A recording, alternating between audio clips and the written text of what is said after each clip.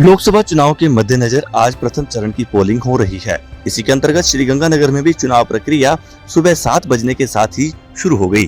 श्रीगंगानगर संसदीय क्षेत्र में 9 प्रत्याशियों के भाग्य का फैसला आज इस संसदीय क्षेत्र के 21,02,002 मतदाता करने जा रहे हैं। इस संसदीय क्षेत्र में 1,477 पोलिंग बूथ बनाए गए हैं। इन मतदान केंद्रों पर मतदान कर्मियों के साथ साथ पुलिस, BSF, RPF तथा CRPF के जवान तैनात किए गए हैं।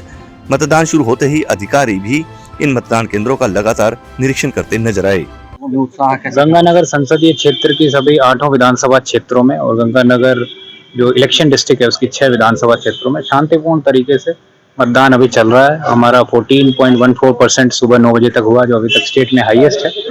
और मॉक पोल भी शांतिपूर्ण तरीके से किया जाकर एक्चुअल पोल स्टार्ट हुआ और अभी हम भी निरीक्षण पे हैं। मैं और SP साहब भी लगातार, हमारे अधिकारी भी दौरा कर रहे हैं और सभी बूथों पर शांतिपूर्ण तरीके से मतदान चल रहा है। सभी बूथों पर जो आवश्यक व्यवस्थाएं हैं, चाहे छाया की हो, पानी की हो और शेड की हो, जो भी व्यवस्थाएं, तमाम व्यवस्थाएं की गई हैं। और सभी वोटर्स से मेरा आह्वान है कि आकर आप वोट करें और एक जिम्मेदार नागरिक होने का कर्तव्य निभाएं, लोकतंत्र के इस त्योहार में अपनी भागीदारी सुनिश्चित। गतिविधियां जो है वो इस बार काफी रही, तो इससे मतदान प्रतिशत में अंतर आएगा। निश्चित तौर पर जैसा ECI के निर्देश थे, हमारे CO साहब के निर्देश थे, CO जिला परिषद उसके नोडल थे।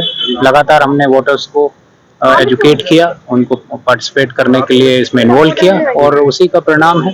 बूथ पर व्यवस्थाएं भी आप देख रहे हैं और उसी का परिणाम है कि हमारी वोटिंग अच्छी चल रही है।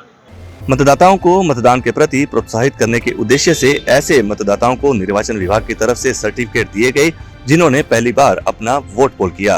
सर्टिफिकेट मिलने के बाद ऐसे मतदाताओं ने खुशी भी जाहिर की। है क्या कुछ लगता है, कौन सी सरकार ऐसी बननी चाहिए जो आपके काम आए? क्या कुछ सोच के वोट डाला आपने? सरकार ऐसी आनी चाहिए जिससे यूथ को फायदा हो, क्योंकि हम यूथ हैं और हमें देश का भविष्य है। उस अकॉर्डिंग हम ये चाहते हैं कि रोजगार ज़्यादा से ज़्यादा आए।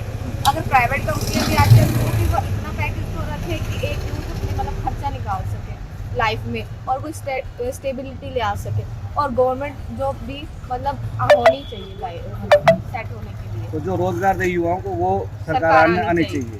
आप क्या सोचती हैं? मेरा भी यही मत है कि राजस्थान केंद्र में वही सरकार है जो अधिकतम रोजगार दे सके, जिससे युवाओं को अधिक से अधिक फैसला होगा। अगर देश का युवा रोजगार में होगा तो वो अपनी जरूरतों को पूरा कर सकेगा, जिससे देश का विकास अधिक से अधिक होगा।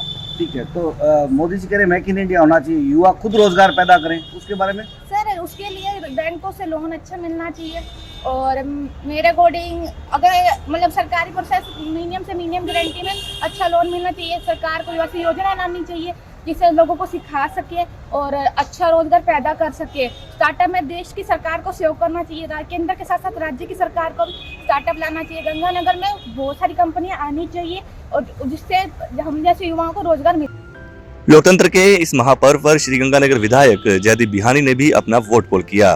वे मटका चौक स्कूल में बनाए गए मतदान केंद्र पर पहुंचे। वोट पोल करने के बाद विधायक बिहानी ने आम जन से बिना किसी डर के वोट पोल करने की अपील की। सबसे पहले तो मेरा सभी मतदाताओं से एक निवेदन है कि आप बिना किसी डर, बिना किसी भय के मतदान करें। अधिक से अधिक किया गया मतदान भारत को विकसित राष्ट्र की तरफ अग्रसित करेगा।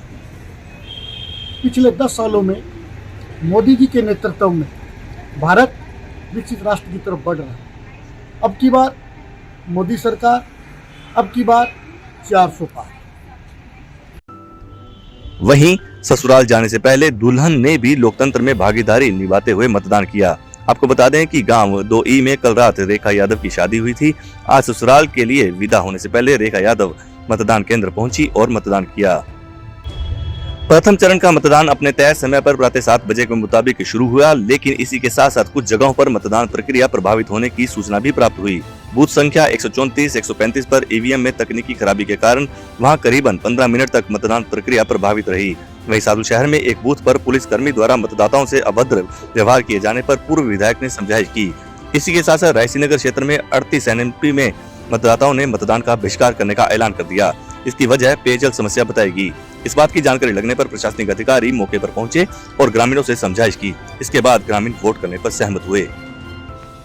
किस प्रकार की सूचनाएं आ रही है? आज अर्ली मॉर्निंग से ही पुलिस के जवान, CAPF के जवान, जो होमगार्ड्स के जवान सभी लगातार ड्यूटी पर हैं। अभी तक बिल्कुल शांतिपूर्वक मतदान चल रहा है। पूर्व में भी जो कार्रवाई की गई थी और आज सुबह से जो लगातार गश्त करके या बूथ पर जिस तरीके से लगातार व्यवस्था बना करके हम ये सुनिश्चित कर रहे हैं कि चुनाव बिल्कुल ही निष्पक्ष और भयमुक्त वातावरण में हो। साथ ही साथ क्योंकि यहाँ पर एक इंटर स्टेट बॉर्डर भी लगता है, तो वहां पर भी लगातार नजर रखी जा रही है कि कोई ऐसा अवांछनीय तत्व वहां से नहीं है जो चुनाव में किसी तरीके से बाधा उत्पन्न कर सके। हम ये सुनिश्चित करेंगे कि मतदान पूरी तरीके से शांतिपूर्ण संपन्न हो। संवेदनशील और अति संवेदनशील बूथ है, उनके ऊपर क्या अतिरिक्त व्यवस्था की गई? जो ऐसे बूथ्स होते हैं उनपे सीएपीएफ के अलावा और फोर्स मल्टीप्लायर्स भी लगाए गए हैं और ये सुनिश्चित किया जा रहा है वहां पर पूरी तरीके से शांति बना कर साधु शहर में कुछ बूथों पर पुलिसकर्मियों द्वारा मतदाताओं से अभद्र व्यवहार की सूचनाएं आ रही हैं। जहां पर भी इस तरीके की सूचना आती है मल्टीपल जगह पर, वहां पर तुरंत ही संबंधित एसएचओ या सीओ को भेजा जा रहा है और ये ब्रीफ भी किया जा रहा है कि